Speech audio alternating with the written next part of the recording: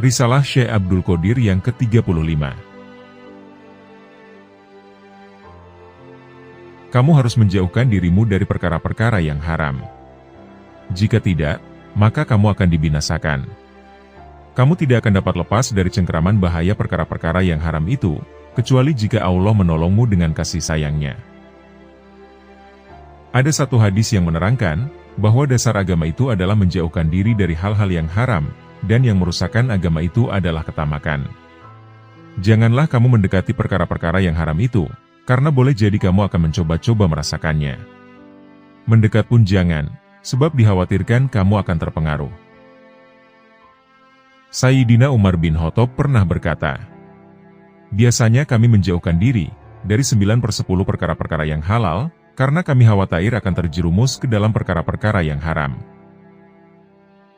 Abu Bakar As-Siddiq radhiyallahu anhu pernah berkata, kami biasa menjauhkan diri kami dari 70 pintu menuju perkara-perkara yang dibolehkan, karena khawatir terjerumus ke dalam dosa. Baik Umar maupun Abu Bakar, keduanya sangat menjauhkan diri dari mendekati perkara-perkara yang haram, dan di dalam berbuat demikian, mereka mengambil sikap, sebagaimana yang disabdakan oleh Nabi Muhammad SAW. Berhati-hatilah, sesungguhnya setiap raja itu mempunyai taman larangannya sendiri-sendiri, sedangkan taman larangan Allah itu adalah perkara-perkara yang diharamkannya. Barang siapa berjalan di sekeliling taman itu, maka mungkin ia akan masuk ke dalamnya. Tetapi, barang siapa memasuki pintu istana raja, dan terus melewati pintu kedua dan ketiga, hingga akhirnya sampai ke kamar raja, maka hal itu adalah lebih daripada orang yang berada di luar pintu pertama, karena ia berada di luar. Jika pintu ketiga tertutup, maka orang ini tidak akan terkena bahaya. Sebab, ia berada di antara dua pintu, dan ia berada dekat dengan raja dan bala tentaranya.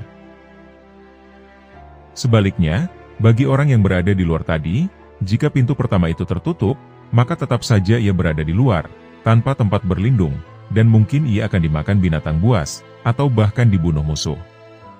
Begitu pula halnya bagi orang yang patuh kepada Allah, dan mengikuti jalan Allah.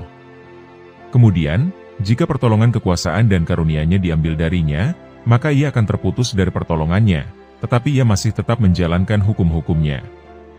Maka apabila ia mati, ia masih berada dalam ketaatan, dan masih menyembah kepada Allah, maka segala amal baiknya itu akan menjadi saksi baginya. Lain halnya, dengan orang yang tidak menjalankan kewajiban-kewajibannya terhadap Allah. Jika Allah tidak menolongnya, hawa nafsu kebinatangannya menguasainya, dia terus melakukan perkara-perkara yang haram, keluar dari hukum-hukum syariat Allah, ia terus menjadi sekutu setan yang dikutuk Allah, dan ia jauh dari jalan yang lurus dan benar.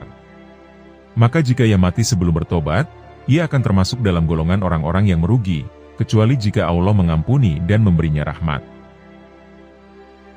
Oleh karena itu, orang-orang yang menjalankan kewajiban berada dalam keselamatan, dan orang-orang yang tidak menjalankan kewajiban akan berada dalam bahaya.